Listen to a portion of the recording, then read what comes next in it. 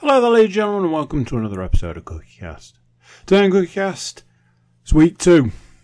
It comes after week 1, and we have to talk about week 1, but it's week 2 of the NFL 2024/25 season. Myself and my glamorous co-host are here to bring you, quite frankly, all the NFL news. That is a new thing we're trying this week.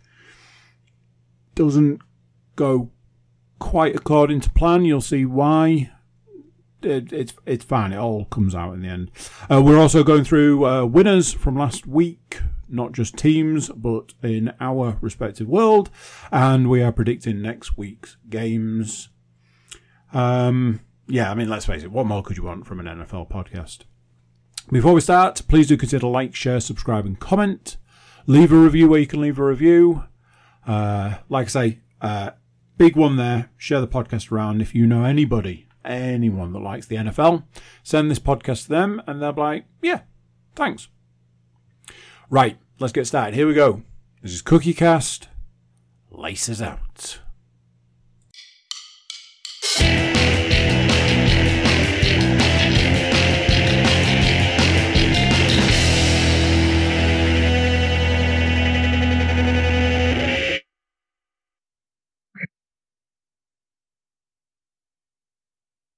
Yes, allegedly. If you see me disappear at any point during this, it's either that the stats I've been given are wrong, or my amazing internet has decided not today. If you are listening right now, you might be mistaken thinking it's the Darkest Timeline. It is not. It is actually Laces Out, our NFL podcast. If you're watching, you would believe I had a silent partner. That is not the case. My super glamorous co-host, Mr. Paul Williams, is here to help me with the reins, take one of the reins from me and help me guide this ship, this horse, this. That couldn't come up with another one. I was going to go happy disaster. That's one of my favorites. It is the Laces Out podcast. It is just me and Mr. Williams. No guest this week. We've scared him off already. Like you, nah. How are you doing this week, sir? I'm very well, thank you. I'm coming in off the back of a thrilling fantasy win, so I am in high spirits, highest of high spirits.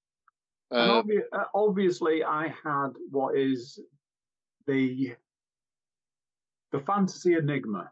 I won in one league and lost. So you don't really get a sense of accomplishment because you are 50-50 and away you go. I did lose to a previous league champ, so.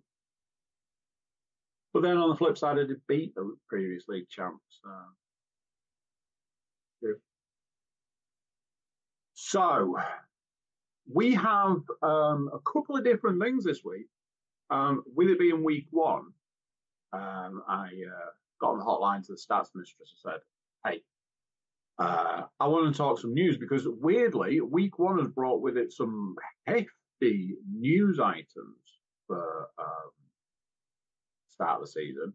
Not all of them great. In fact, not many of them great. And for some of us, none of them are great. So she was like, sure, I will get you some news items, which she did. And then she brought us some stats. And those stats, then they're not overly serviceable. Paul was like, this stat's wrong. And I was like, yeah. So is the one next to it and the one below it. So I will hold my hands up at this point in time and say, Paul betting on my part. The stats mistress has sent multiple apologies.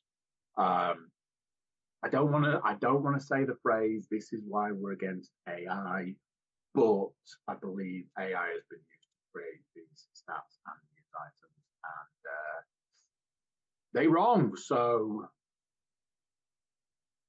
Podcast strike. Who's with me?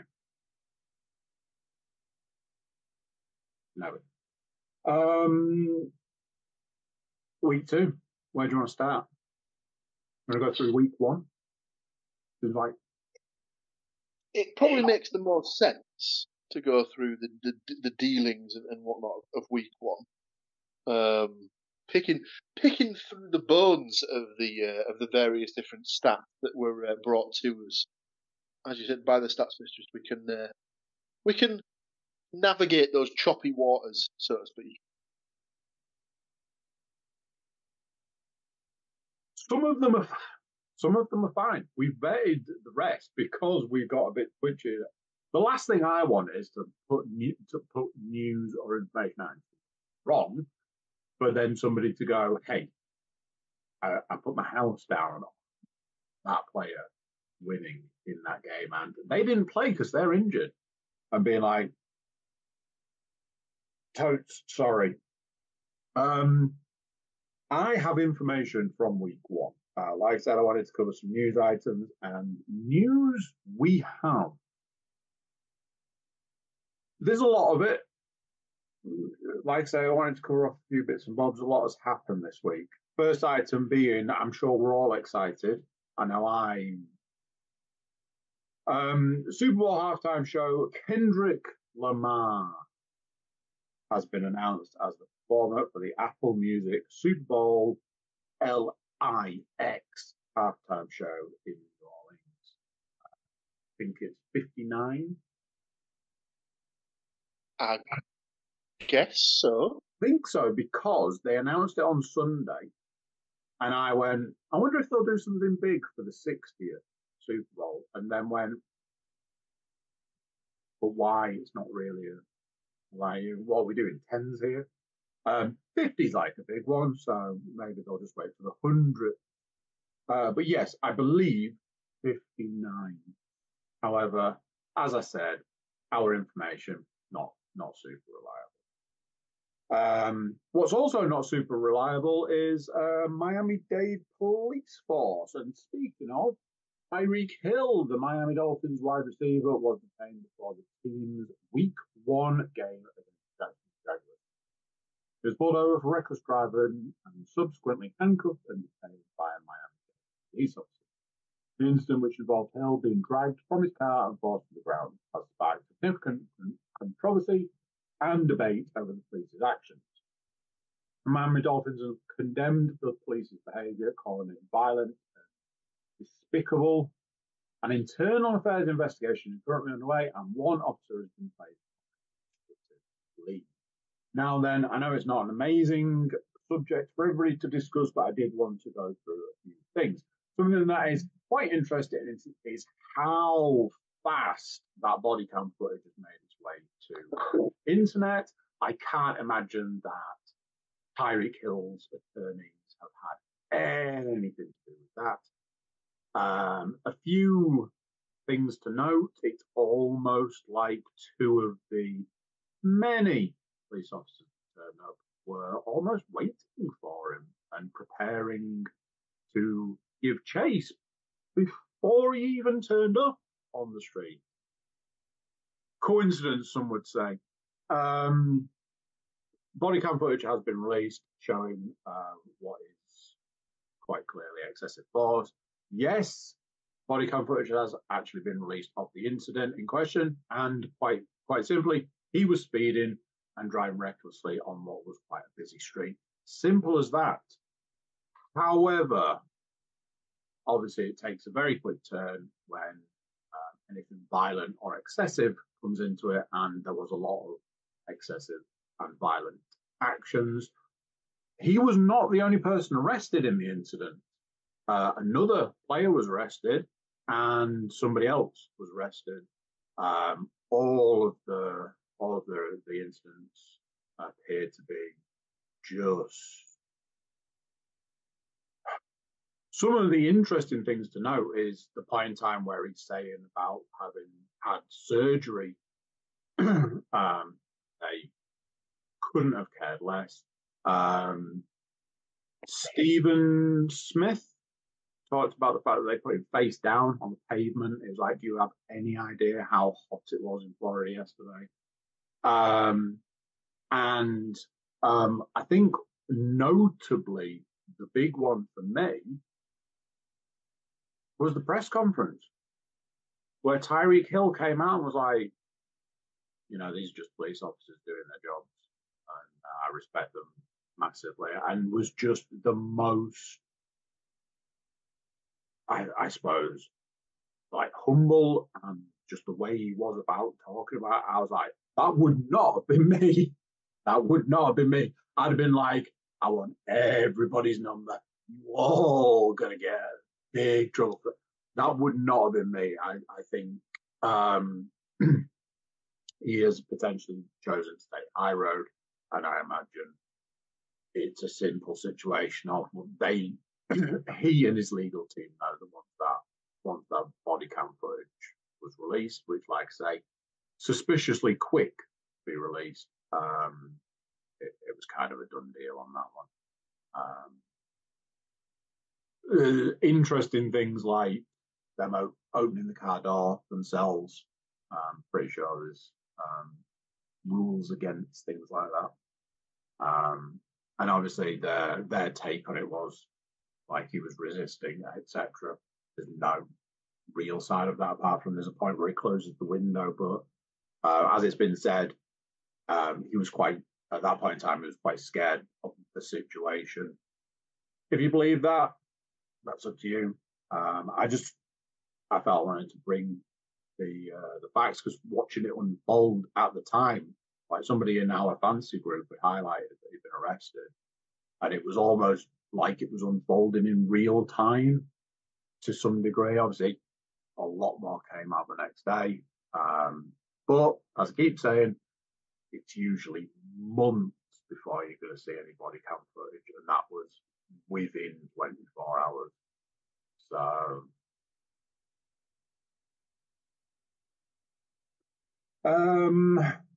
next on the docket, Jamar Chase active amid contract dispute. The Cincinnati Bengals wide receiver Jamar Chase played against the New England Patriots despite ongoing contract negotiations. One of the things that's missing is is it the Eagles player that's being fined $800,000 per game missed on top of $5 million for previous fines? I sent it to our group saying this guy is going to be bankrupt. Yeah. If you carry on with the Jamar Chase stuff, I'll find the bit about that guy. That is the end of the Jamar Chase stuff, but moves swiftly onto what has got to be the most memed thing in the NFL this week. Daniel Jones. Daniel Jones signed a 4-year, $160 million contract with the New York Giants before the 2020 season. However, his performance since signing the deal has been underwhelming. Let's break it down.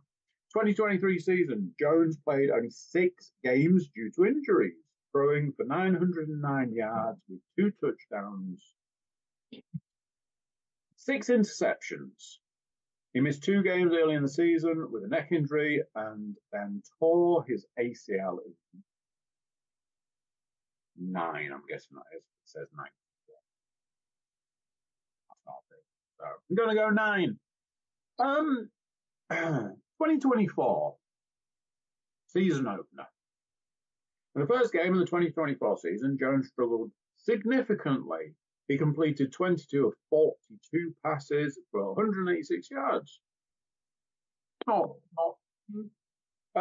With 0 touchdowns, 2 interceptions. He was also sacked 5 times and had a quarterback rating of 44.31.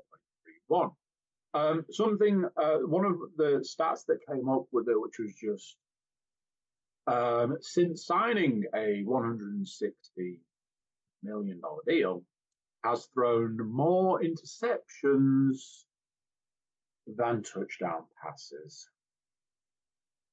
I was gonna cut my part of this week's stats off and give you the last stats salivate over, but I couldn't do it. Couldn't do it. Dak Prescott.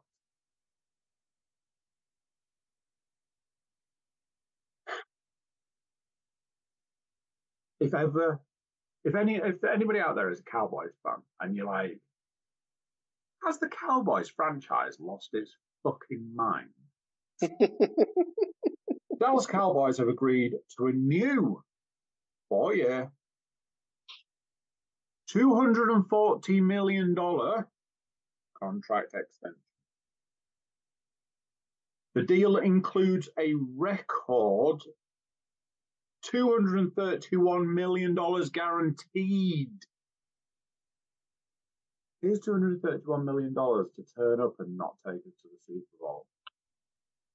I think the thing that I would just say that doesn't I don't understand there with me is if you're going to pay him $240 million,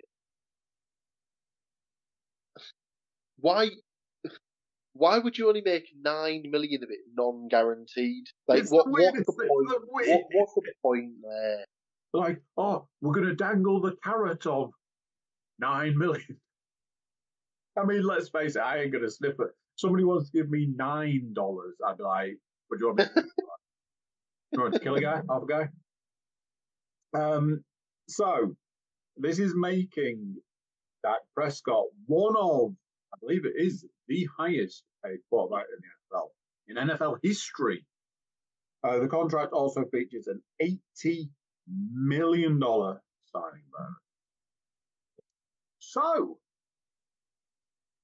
let's break it down. 2023 season, Prescott bounced back with a solid performance, throwing for 4,093 yards, 29 touchdowns, and 11 interceptions. The Cowboys made it to the playoffs, but were eliminated in the divisional round. Remember, ladies and gents, death, taxes, and Cowboys not getting through. Let's look forward. 2024 season opener. In the first game of the 2024 season, Prescott threw for 275 yards, 2 touchdowns, and 1 interception, leading the Cowboys to a victory. Now, so honestly, from my perspective, I wait with bated breath every week for you to go, just want to point something out because I noticed it today. I had to write up my predictions, and week in, week out, I would say out over 18 games, 16 of those games is going to feature the winning team for me as the Dallas Cowboys.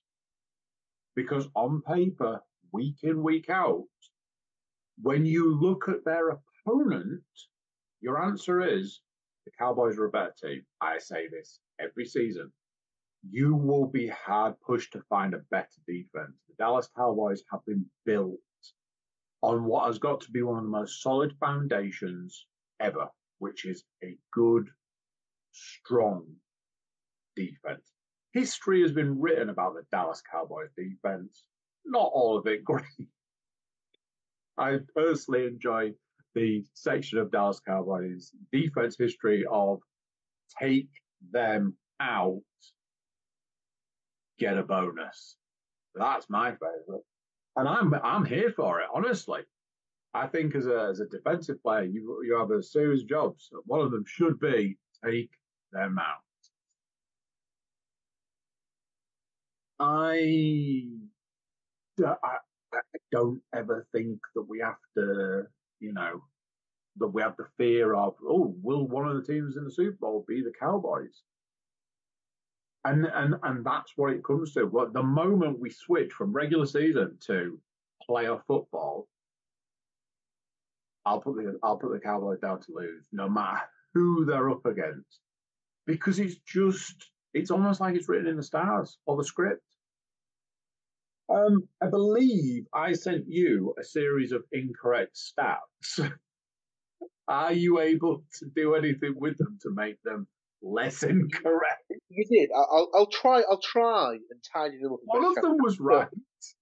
One of them was correct. So just before we go on to that, so Hassan Reddick was the guy that Andy was talking about earlier on. Jets holdout edge rusher Hassan Reddick will forfeit a game check of nearly $800,000 for missing tonight's regular season opener versus the 49ers, and an additional nearly $800,000 for each game he subsequently misses, which is on top of the already more than $5 million in NFL mandated fines that he has already accumulated. So yeah, so I would imagine that Mr. Reddick probably won't be earning that much money this season. But speaking of that, I meant to follow this up, but I saw something today about Adrian Peterson has been told by a judge he needs to free up some assets to pay for fine or something. Didn't know who was a paternity suit, but yes, I saw him passing and was like, I really must double check that before I, talk about it on a podcast or anything. Anyway, do you have some stats for us? So the stats I have. Patrick Mahomes led the Kansas City Chiefs to a thrilling victory over the Baltimore Ravens, showcasing his usual brilliance with multiple touchdown passes. Now, obviously, the reason I had to do the hand in front of the face from The Simpsons is because the team that was put in this slot was the incorrect team. So we had to tie that up as they opened the season against the Baltimore Ravens. Next up, Caleb Williams, the highly anticipated rookie quarterback for the Chicago Bears. It says he made an impressive debut, throwing for over 300 yards and 2 touchdowns. However, that was simply not the case, as the Chicago Bears, whilst they did get in an opening day win, it was more in spite of Caleb Williams than because of Caleb Williams. Caleb Williams' stat line didn't make for great reading. They didn't score an offensive touchdown. I believe they scored, or maybe they certainly didn't throw for any touchdown. They've scored two touchdowns on defensive plays, and Caleb Williams' stats for the game. Let me just bring these up. He had 93 yards passing. He had 5 rushing attempts for a total yardage of 15 yards. And like I say, he didn't score a touchdown on the ground, nor did he pass for a touchdown. So not the stellar opening to his NFL career that Mr. Williams did want. But like we said, the Bears did get a win, which was the main point. The big news story from week 1 was obviously that Christian McCaffrey didn't play for the San Francisco 49ers.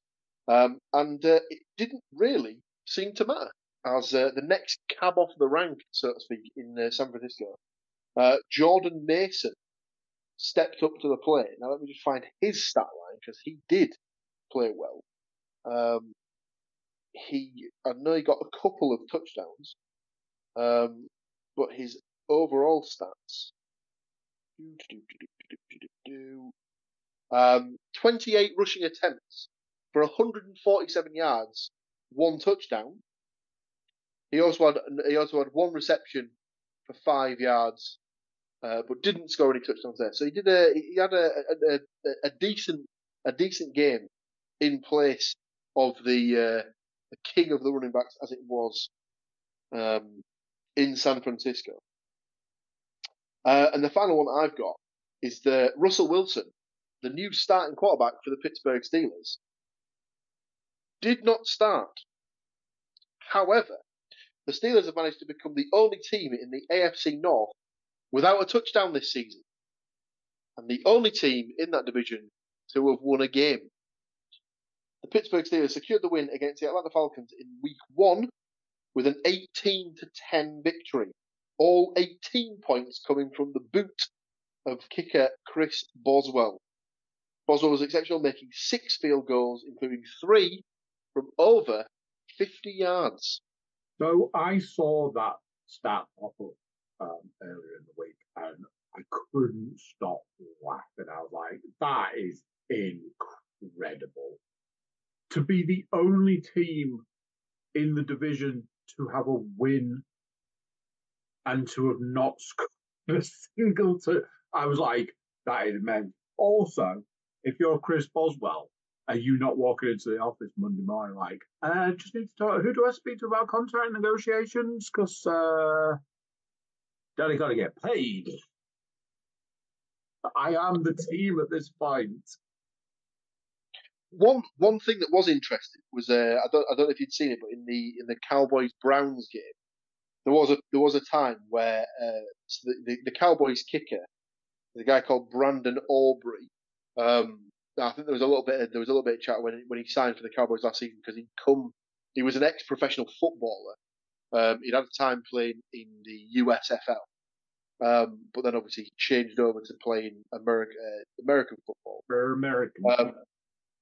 And he in the pre-season, I think it had gone down that he'd made a field goal that tied the all-time record for the NFL, which is obviously 66 yards made by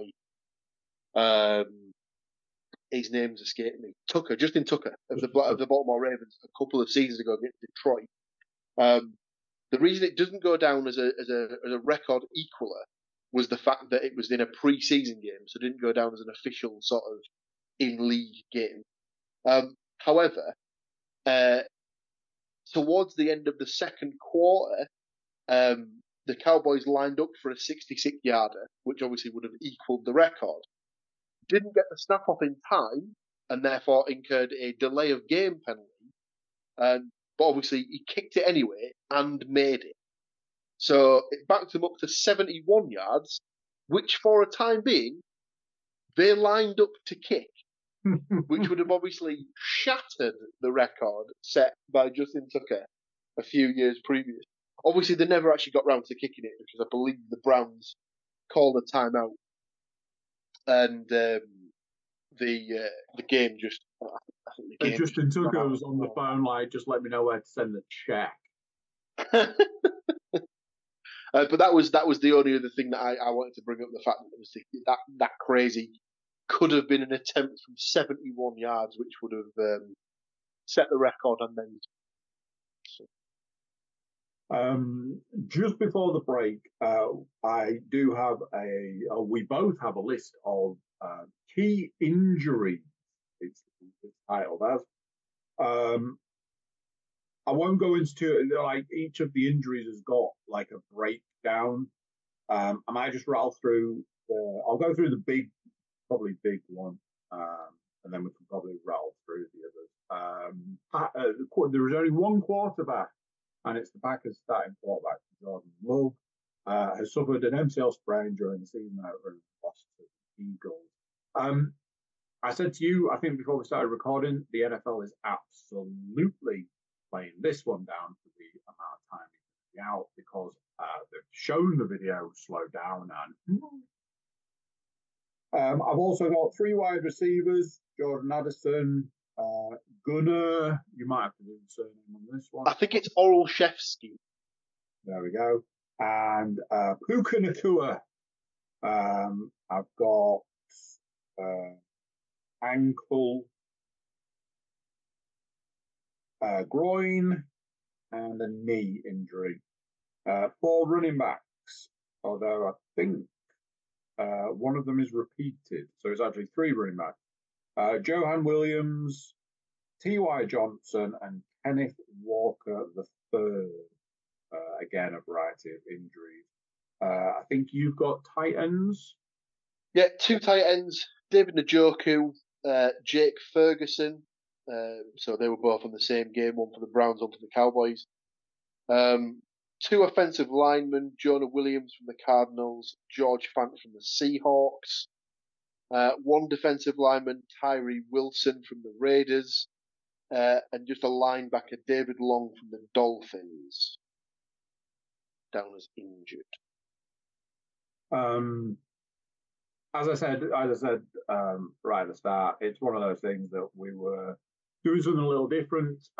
We will take a break shortly and get into last week's games, side bet, and then we'll get to the juicy stuff of the upcoming games and our upcoming side bet. Wanted to try something a little different. Obviously, it doesn't work when the stats aren't quite on point. But, you know, gotta try these things, otherwise you'll never know.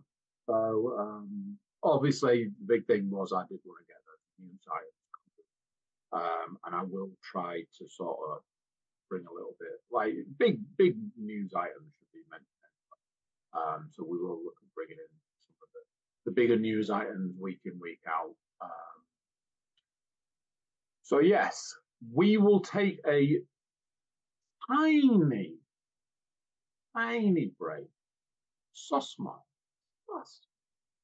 And then we'll come back and we'll talk about what happened last week and what is absolutely definitely going to happen this week when we predict this week's games.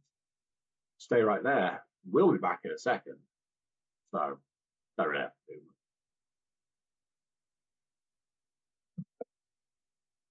I would certainly hope so too, because if not, then we're in trouble. I'm referring to the fact that the lady said it was recording because I'm pretty sure that doesn't appear on the recording anymore. So now I'm talking about something that you don't know about. Just, you know, AI or something. So a big juicy first half full of a lot of news and ultimately I'm just trying to protect my fantasy brethren, ladyren, sisterin. If you play fantasy and you need to know what players are in and what players are out, we got you covered. Don't worry about it. Absolutely. I believe the term brethren is just across the spectrum.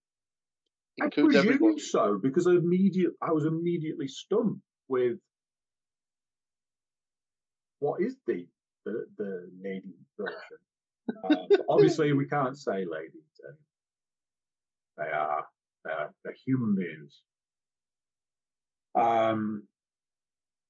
So I know that you know what happened last week, but in a podcast perspective, we need to know how that ties in to how we thought it was going to turn out, how we predicted it was going to turn out, and any sort of under the table dealings that we might have had going on between me and you that didn't involve any money or any real stakes at this point in time.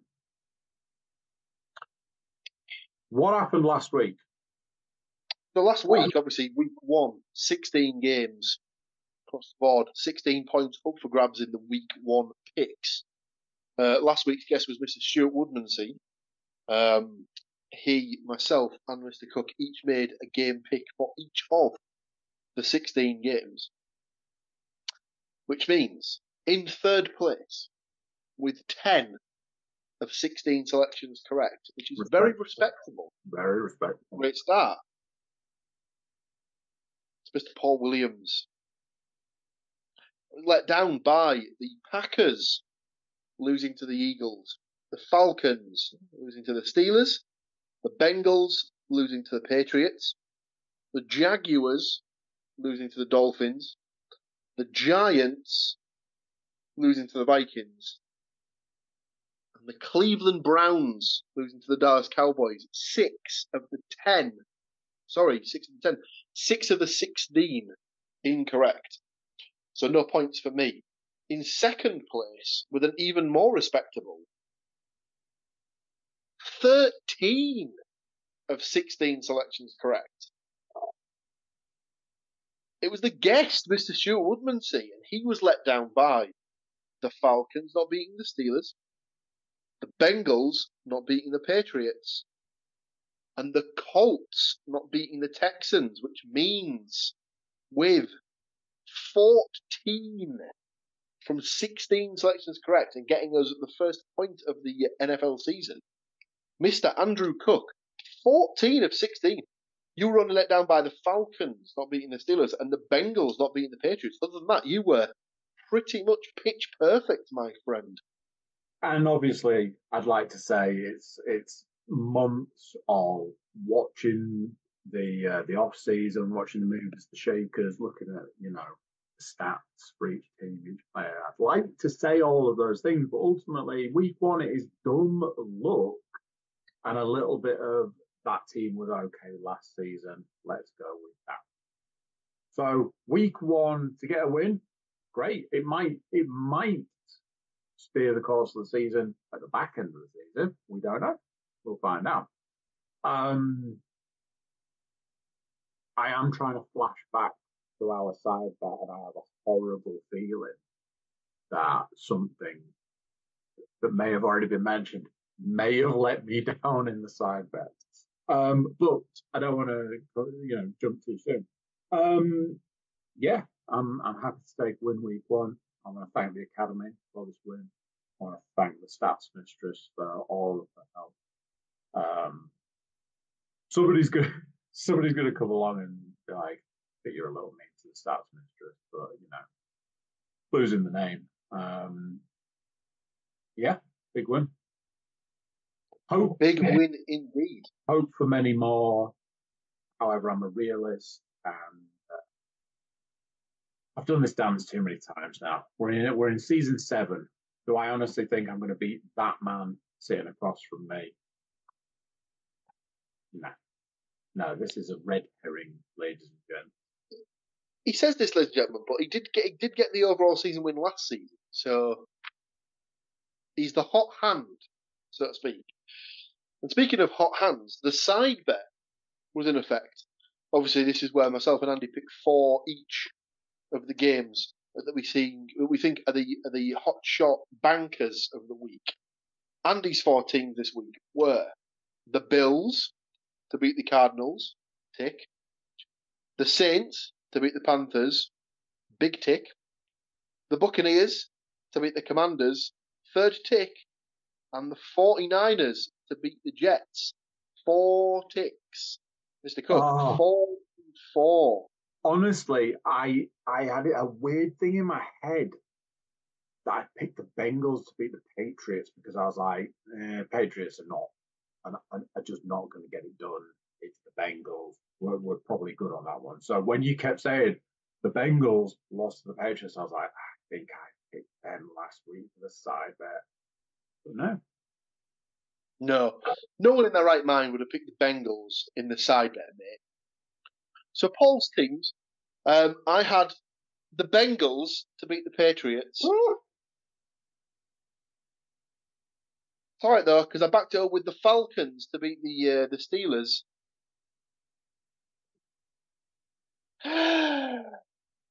I did recover it with the Lions to beat the Rams and the Seahawks to beat the Broncos. So I did manage to rescue 2 points from a possible 4 in the side bet. So I am behind the 8 ball, so to speak, going into week 2. 4 points to 2. But listen, stranger things have happened. People have come from behind to win this particular thing before. So it's only week 1. That's all that needs to be said.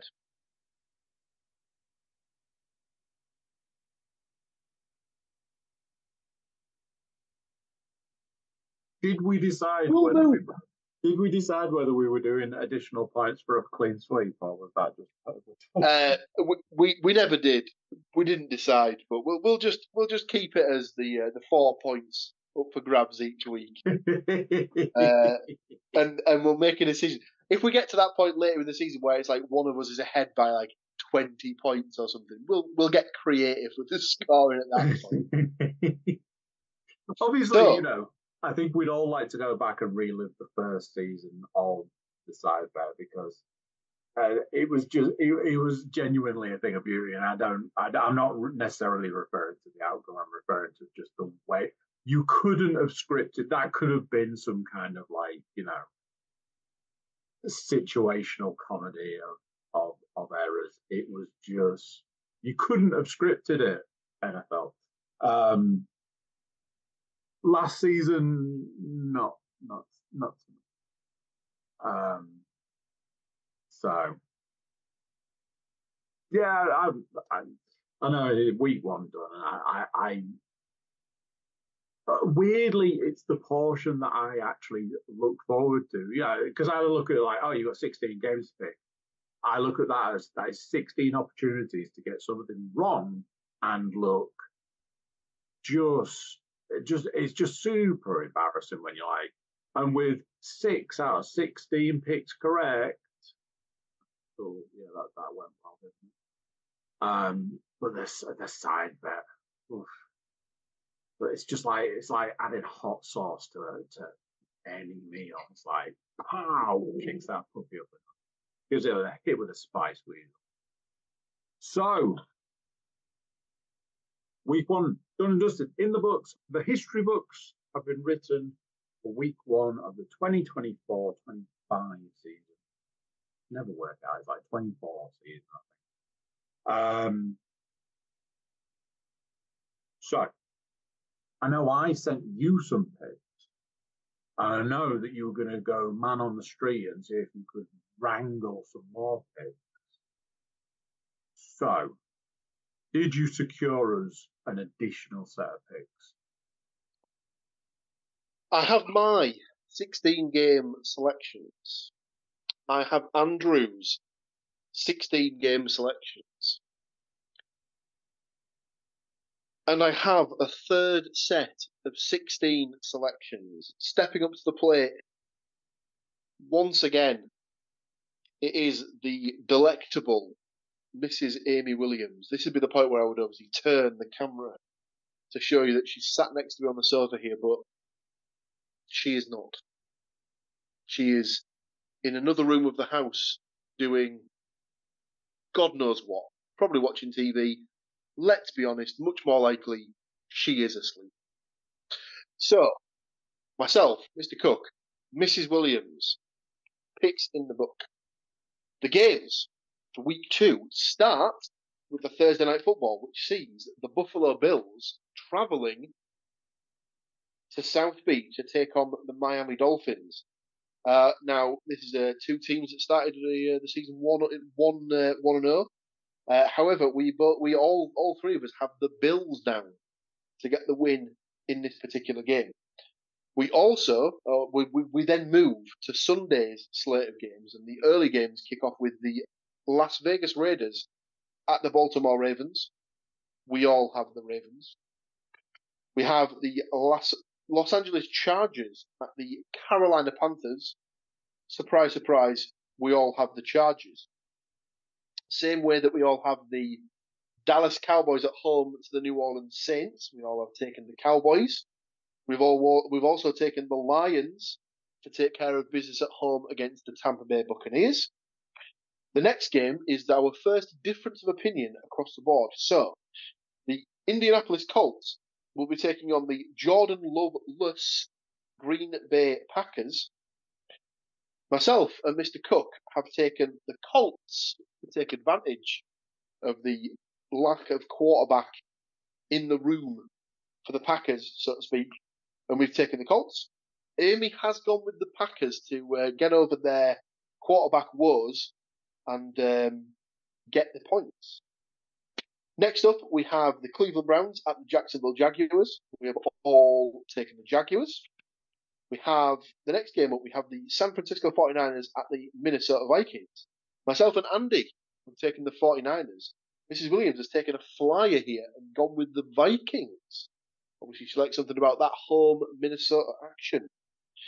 We've all taken the Seahawks to get the win on the road against the New England Patriots. Same for us all with the Jets to get the business done in Tennessee against the Titans.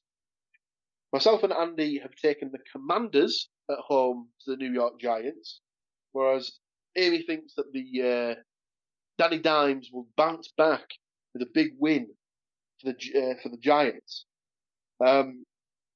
We all have the Rams to take care of business against the Cardinals in Arizona.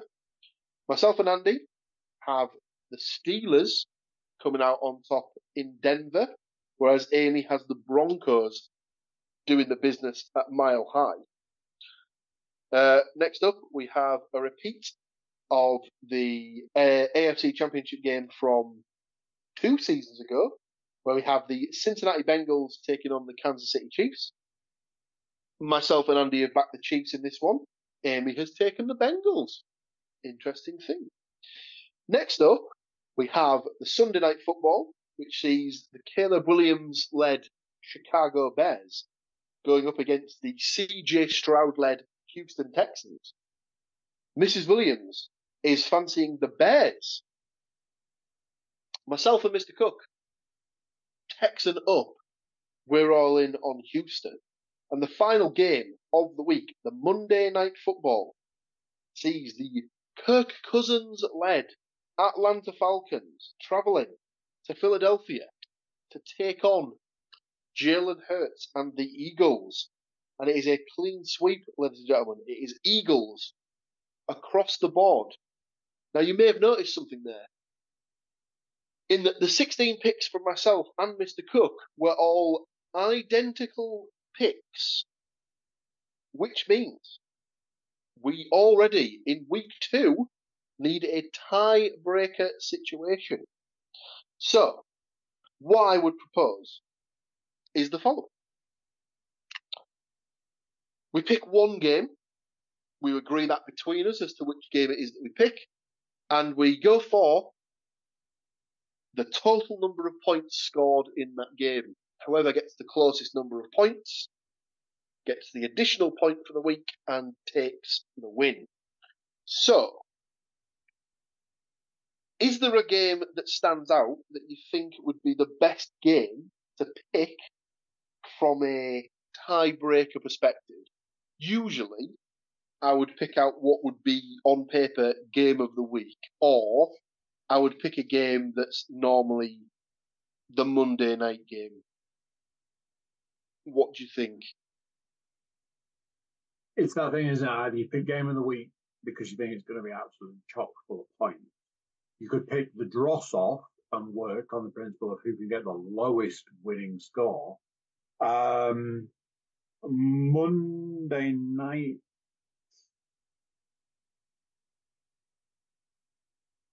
Well, that's not a bad shout. Falcons Eagles. Yeah. Worst idea. Should we go with that game? Yeah, go on. Okay. So total number of points in the Falcons Eagles game. Andy will give a points total. I will give a points total. Whoever's closest gets the point. Right. So Falcons scored 10 last week. Let me just have a look at what the Eagles scored. This is obviously just for no purpose whatsoever, as that is not how the NFL works, in as much as they don't score the same number of points each week.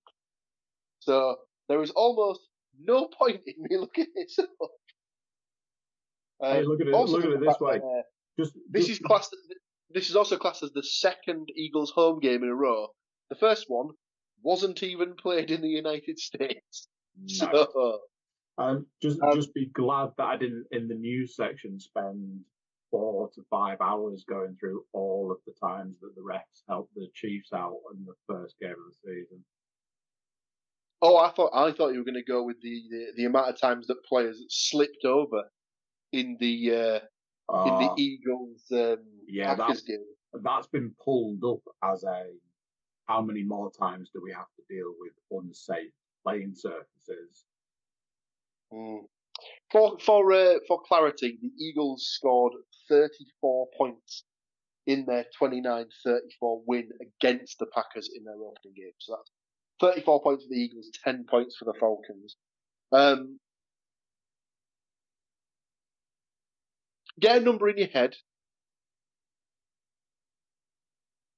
I'll write my number down, and then I'll come to you for your pick, and then I will reveal my pick. I will go.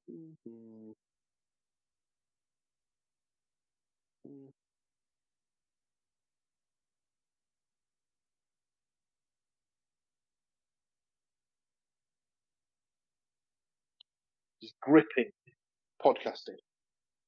I'm going to say, right, I have my points total. Andrew, what is your points total?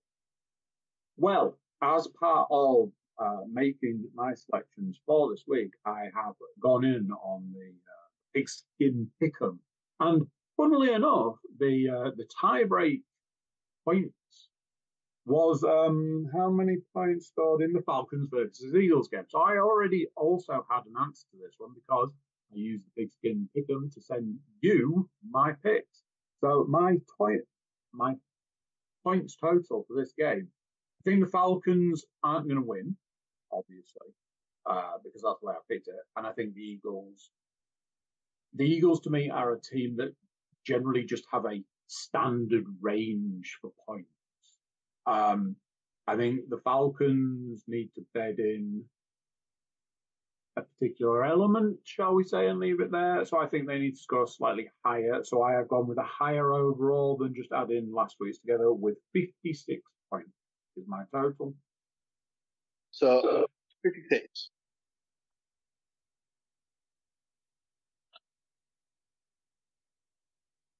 This is where this is where we need a tie break for our tie break because you've got with exactly. The same. Just so there's no shenanigans going on, I will show my score prediction to the camera. Okay. I've gone Falcons 21, Eagles 28 for a 49 points total in the game. So you were in the same camp as me, thinking the Falcons need to do better. What I would say there is we've both gone for high scoring games there. There's only 7 points difference, so we've got a touchdown difference in the game. Absolutely. I did realise so far through our conversation that having won last week's side bet, that puts you on the clock. It does, and I will go first. I'll take the option to put myself into bat, so to speak. So I'll take the first pick in this week's side bet draft, as it was, and I think I'll take the logical pick, which is, of course, the Los Angeles Chargers. Damn you. The Carolina Panthers. If you please. Thank you, and good day. I was like, Mr. Cook, maybe you won't go. Your first of 2 selections, my good man. Almost no surprise when you took that one out from under me. I am going for the Philadelphia Eagles to beat the Atlanta Falcons. Hey. Obviously, it's that thing of there are certain games that have to be avoided. Obviously, you would look at it and go, well, that's an obvious pick, but you never know. So there are certain games to avoid. I am coming in with pick number 2 that looks very much like the Baltimore Ravens to beat the Las Vegas Raiders. I like it. Solid pick. Solid pick. So now for me, this becomes a case of looking at the games that are between 2 0-1 teams and seeing if there's like a definite. This team is more than likely to get the win. And is it a case of this team needs the win to avoid being 0-2 and having that sort of conversation of, teams that go 0-2 only make the postseason in like 16% of seasons or all that bollocks. Yep. And stuff like that.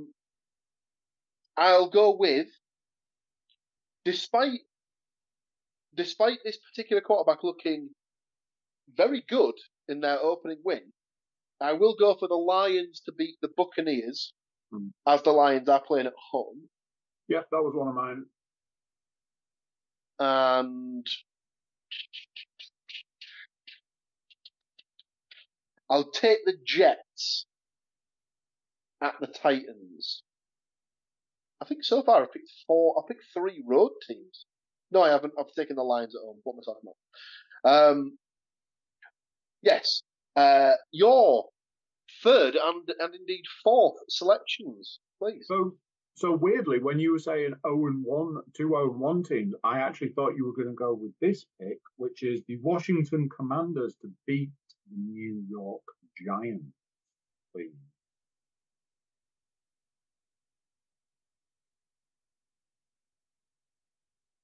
And as I know, you will never pick this one. It's always going to be on the table for big dogs to pick up. So I will take the San Francisco 49ers to beat the Minnesota Vikings. Correct. I will never have anything to do with those shit bastards. Which leaves me the run of the gamut for the final pick. Get stuck in. Do I take the Chiefs at home to the Bengals? Do you remember when I said there are obviously certain games that look on paper like an absolute banker, but you should definitely avoid? I can't tell you what is going on with the Bengals, but they are, for want of a better way of putting it, fucking weird at the moment. I think the conversation looked a lot like in their off season that team was decimated, and it's obviously had an effect.